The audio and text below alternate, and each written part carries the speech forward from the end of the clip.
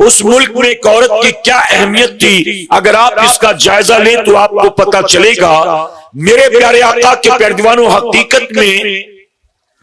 ہندوستان میں عورت کو صرف اور صرف انٹرٹینمنٹ کا سامان سمجھا گیا تھا۔ عورت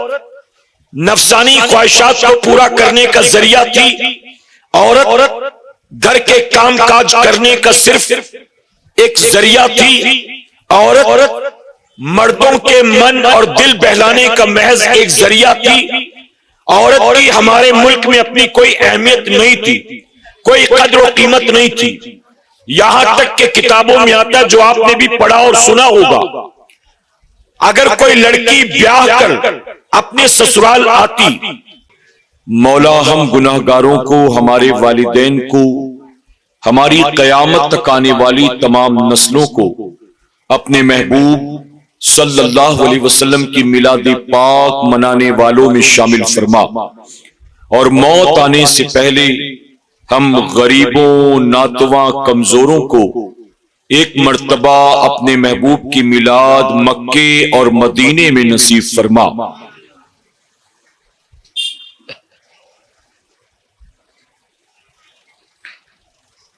جہاں تاریک تھا، ظلمت قدا تھا، سخت کالا تھا، جہاں تاریک تھا، ظلمت قدا تھا، سخت کالا تھا، کوئی پردے سے کیا نکلا کہ گھر گھر میں اجالا تھا، اور نثار تیری چہل پہل پر ہزاروں عیدیں ربیع الاول، نثار تیری چہل پہل پر ہزاروں عیدیں ربیع الاول، سوائے ابلیس کے جہاں میں سبھی تو خوشیاں منا رہے ہیں۔ میرے پیارے آقا علیہ الصلوۃ والتسلیم کے پیارے دیوانوں، قابل مبارکباد ہیں وہ حضرات کہ جنہوں نے اللہ کے پیارے محبوب صلی اللہ علیہ وسلم کے میلاد پاک کی اس بابرکت محفل کو سجایا ہے، اور قابل مبارکباد ہیں ہم اور آپ کہ جنہیں اللہ نے اپنے محبوب صلی اللہ علیہ وسلم کی میلاد پاک کی اس بابرکت محفل میں آنے کی توفیق عطا فرمایا۔ اللہ رب العزت محفل کے سجانے والوں کا سجانا اور ہمارا اور آپ کا یہاں آنا قبول فرمائے۔ میرے پیارے آقا علیہ الصلوۃ والتسلیم کے پیارے دیوانوں، آج کا عنوان ہے عورتوں کی اہمیت ہمارے معاشرے میں،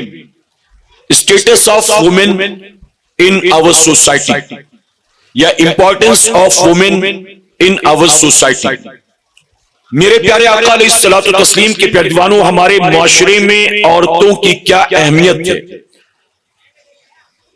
آج میں اسے اپنے شعور کے مطابق آپ کو سمجھانے کی کوشش کروں گا، لیکن اس سے پہلے میں آپ سے یہ عرض کرنا چاہتا ہوں کہ اس وقت پوری دنیا میں اسلام اور مسلمانوں پر جو الزامات عائد کیے گئے ہیں، یا اسلام پر جو طرح طرح کے بہتان لگائے گئے ہیں،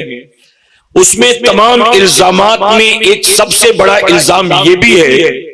کہ اسلام نے عورت کو کوئی عزت نہیں دی ہے، بلکہ اسلام کو گھر کی لونڈی بنا کر رکھ دیا گیا ہے، اسلام نے عورت کو گھر کی باندی بنا کر رکھ دیا گیا ہے، یا اسلام نے عورت کو پیر کی جوتی بنا کر رکھ دیا گیا ہے۔ اس طرح اسلام پر الزام عائد کر کے پوری دنیا کو یہ بتانا چاہتے ہیں لوگ کہ اگر کوئی عورت مسلمان ہو جائے،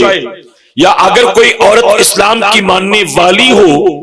تو اسلام نے اس عورت کو کوئی عزت نہیں دی ہے۔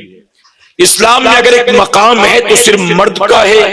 اہمیت ہے تو صرف مرد کی ہے، سارے اختیارات ہیں تو صرف مرد کے ہیں، تمام حقوق ہیں تو صرف مرد کے ہیں، علاوہ اس کے اگر کوئی عورت ہے تو عورت کا اسلام میں کوئی اختیار، کوئی حق نہیں ہے۔ میرے پیارے آقا علیہ الصلوۃ والتسلیم کے پیارے دیوانوں، جبکہ حقیقت تو یہ ہے کہ یہ سوائے تہمت، یہ سوائے الزام کے اور کچھ بھی نہیں ہے۔ میرے پیارے آقا کے پیارے دیوانوں، اسلام سے پہلے اس پوری دنیا میں عورت کا اسٹیٹس کیا تھا، اگر آپ اس کو سمجھنا چاہیں اور اس کا جائزہ لیں تو آپ کو خود پتا ہے کہ جس عرب کی سرزمین پر رسول اللہ تشریف لائے، اس عرب کی سرزمین پر جب کسی کے گھر بیٹا پیدا ہوتا تو بیٹے کو جینے کا حق تو حاصل تھا، لیکن بیٹیوں کو دنیا میں جینے کا کوئی حق نہیں تھا، بلکہ اس دور کا معاملہ یہ تھا کہ جس کے گھر بیٹی پیدا ہوتی، خود باپ کی ذمہ داری تھی کہ وہ اپنے ہاتھوں سے یا تو بیٹی کا گلا گھونٹ دیتا یا تو اپنی بیٹی کو زندہ زمین میں دفن کر دیتا۔ یعنی جس عرب کی سرزمین پر رسول اللہ رحمت للعالمین بن کر تشریف لائے، اس عرب کی سرزمین پر میرے نبی کی تشریف آوری سے پہلے بیٹوں کو جینے کا حق حاصل تھا، لیکن بیٹیوں کو جینے کا کوئی حق حاصل نہیں تھا۔ اسی طرح دنیا کے دوسرے ملکوں کے تعلق سے بھی اگر میں بتاؤں تو بہت وقت لگ جائے گا۔ جہاں پیغمبر رحمت تشریف لائے، میں نے اس ملک کی بات کر لی۔ اب جس ملک میں ہم اور آپ موجود ہیں اور جس ملک میں یہ بہتان اسلام پر عائد کیا جاتا ہے، اس ملک میں ایک عورت کی کیا ویلیو تھی، اس ملک میں ایک عورت کی کیا اہمیت تھی، اگر آپ اس کا جائزہ لیں تو آپ کو پتا چلے گا۔ میرے پیارے آقا کے پیروانوں، حقیقت میں ہندوستان میں عورت کو صرف اور صرف انٹرٹینمنٹ کا سامان سمجھا گیا تھا۔ عورت نفسانی خواہشات کو پورا کرنے کا ذریعہ تھی، عورت گھر کے کام کاج کرنے کا صرف ایک ذریعہ تھی، عورت مردوں کے من اور دل بہلانے کا محض ایک ذریعہ تھی۔ عورت کی ہمارے ملک میں اپنی کوئی اہمیت نہیں تھی، کوئی قدر و قیمت نہیں تھی، یہاں تک کہ کتابوں میں آتا جو آپ نے بھی پڑھا اور سنا ہوگا، اگر کوئی لڑکی بیاہ کر اپنے سسرال آتی اور صبح ہوتے ہوتے اگر اس کا پتی مر جاتا تو ہمارے ملک ہندوستان میں یہ رسم تھی کہ ایک رات کی سہاگن کو جیسے ہی اباگن ہو گئی، اس کے پتی کے مرنے کے بعد جب پتی کو چتا پر جلایا جاتا تھا تو ایک رات کی سہاگن کو بھی پتی کے ساتھ چتا پر جلا کر ستی کر دیا جاتا تھا۔ میرے پیارے آقا کے پیروانوں، یعنی وہ عورت منحوس مانی جاتی تھی، اس عورت کو سوسائٹی میں جینے کا کوئی حق حاصل نہیں تھا۔ اس کے آنے سے شوہر مر گیا تو جس کے آنے سے پتی مر گیا، اس پتنی کو بھی جینے کا کوئی حق نہیں ہے، اس لیے اسے زندہ جلا دیا جاتا تھا۔ میرے پیارے آقا کے پیروانوں، آج ہندوستان جو بڑی ترقی کی بات کرتا ہے، وومن رائٹس کی بات کرتا ہے، جو عورتوں کے حقوق کی بات کرتا ہے، آپ بتائیے پیغمبر رحمت کی تشریف آوری سے پہلے ہندوستان میں جو ستی پرتا چل رہی تھی، اس ستی پرتا کے خلاف کیا کسی نے اپنی زبان کو کھولا تھا؟ کسی نے آواز بلند کیا تھا؟ میرے پیارے آقا کے پیروانوں، عرب کی سرزمین پر جو بچیاں زندہ زمین میں دفن کی جا رہی تھی، اگر ان بچیوں کو جینے کا حق کسی نے دیا ہے تو پیغمبر رحمت نے دیا ہے، پیغمبر اسلام نے دیا ہے۔ ہمارے سب سے زیادہ خوبصورت دین اسلام نے بچیوں کو جینے کا حق دیا، اور ہندوستان کی سرزمین پر بھی اگر ستی پرتا کے خلاف کسی نے اپنی زبان کو کھولا اور آواز کو بلند کیا ہے تو یہ رسول اللہ کے اخلاق کو دیکھ کر، رسول اللہ کی سیرت کو دیکھ کر، اور رسول اللہ عرب کی سرزمین پر جو انقلاب لے کر آئے تھے، اسی انقلاب کی بنیاد ہندوستان کی سرزمین پر بھی ایک رات کی سہاگن کو اباگن بننے کے بعد اگر کسی نے جینے کا حق دیا ہے تو پیغمبر اسلام نے اسے جینے کا حق دیا ہے۔ میرے پیارے آقا علیہ الصلوۃ والتسلیم کے پیروانوں، لوگ کہتے ہیں کہ اسلام میں عورت کو کوئی حق نہیں ہے۔ اب میں آپ کو بتاتا ہوں، ایک عورت کا مرد کے ساتھ جو رشتہ ہوتا ہے، اس رشتے میں سب سے عظیم رشتہ ہے ماں کا۔ بتائیے ہے نا، ایک مرد عورت کا جو رشتہ ہوتا ہے، اس رشتے میں سب سے بڑا ایک عورت کا جو حق ہے وہ ہے ماں کا۔ یہ رشتہ ماں کا ہوتا ہے، اس کے بعد رشتہ بیوی کا، اس کے بعد رشتہ بیٹی کا، اس کے بعد رشتہ بہن کا، اس کے علاوہ نانی بھی ہے، دادی بھی ہے، پھوپھی بھی ہے، خالہ بھی ہے، بھانجی بھی ہے، भतीजी भी है। ये जो मैंने 4, 5, 8, 10 रिश्ते गिनाए, एक मुसलमान मर्द औरत के दरमियान बस यही रिश्ते होते हैं, और ये रिश्ते महरम रिश्ते कहलाते हैं। अलावा इसके इस्लाम में एक मर्द औरत का आपस में कोई रिश्ता नहीं होता। अब इस्लाम ने औरत के मकाम को कितना बुलंद किया है, अगर आप इसे समझना चाहते हैं तो आओ पैगंबर रहमत की जबान से खुद सुनते हैं। ऐ सरकारे मदीना के पैगंबरों, मेरे नबी ने एक औरत के मकाम को इतना बुलंद किया, इतना बुलंद किया, इतना बुलंद किया कि मेरे नबी ने माँ के कदमों के नीचे लाकर अल्लाह की जन्नत को रख दिया। क्या बताइए, दुनिया के किसी मजहब में औरत का मकाम इतना बुलंद और बाला है? बाप के पैरों के नीचे जन्नत को नहीं रखा गया। अगर इस्लाम ने सारे इख्तियारात, सारे हुकूक, सारे पावर्स सिर्फ मर्द को हासिल होते तो जाहिर है कि जन्नत भी मां के नहीं बाप के कदमों के नीचे रखी जाती। लेकिन रसूलुल्लाह ने औरत के मकाम को कितना बुलंद किया कि कयामत तक जितने भी इंसान आएंगे हर एक की जन्नत को रसूलुल्लाह ने मां के कदमों के नीचे रख दिया। और मां के कदमों के नीचे सिर्फ आपकी और मेरी जन्नत नहीं है, कोई वक्त का सबसे बड़ा पीर हो,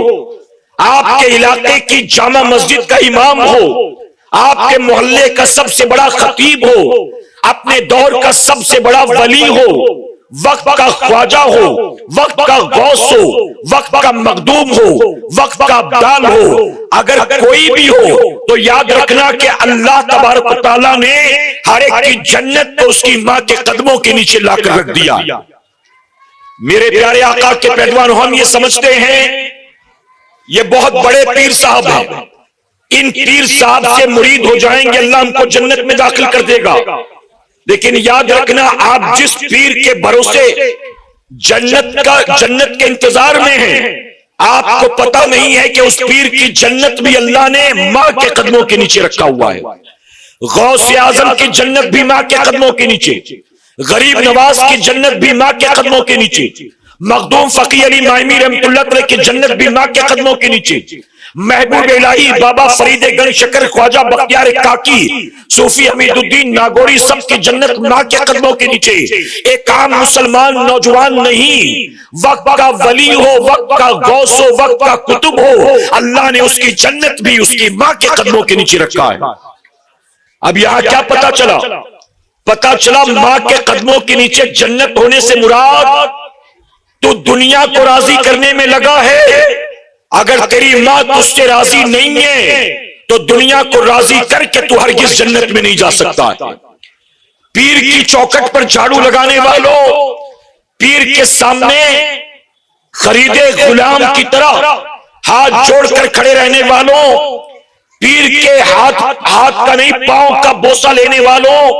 अगर तुमसे तुम्हारी मां राजी नहीं है तो पीर की उम्र भर खिदमत करके भी तुम जन्नत हासिल नहीं कर सकते हो। अपनी मां की खिदमत करो। अगर किसी ऐसे इलाके में रहते हो जहां कोई कामिल पीर न मिल सका और किसी पीर से मुरीद होने का मौका न मिल सका और किसी पीर और बुजुर्ग की खिदमत का मौका न मिल सका, अपने घर में मौजूद 62-65 साल की बूढ़ी मां की खिदमत कर ले। अगर तू किसी पीर के पास नहीं भी गया तो भी मां की खिदमत की बुनियाद अल्लाह तुझे बेहिसाब किताब जन्नत अता फरमाएगा।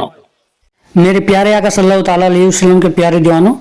अगर आप अल्लाह और उसके रसूल से मोहब्बत करते हैं तो वीडियो को लाइक करें, शेयर करें और चैनल को सब्सक्राइब जरूर कर लें। शैतान आपको शेयर करने से और सब्सक्राइब करने से रोकेगा। रुकना नहीं है, वीडियो को शेयर करना है और चैनल को सब्सक्राइब करना है। शैतान आपको बहकाएगा, शैतान के बहकाई में नहीं आना है, चैनल को सब्सक्राइब करना है ताकि शैतान की कमर टूट सके। वीडियो को ज़्यादा से ज़्यादा शेयर करें। मिलते हैं अगली वीडियो में। अस्सलामु अलैकुम व रहमतुल्लाहि व बरकातुहू।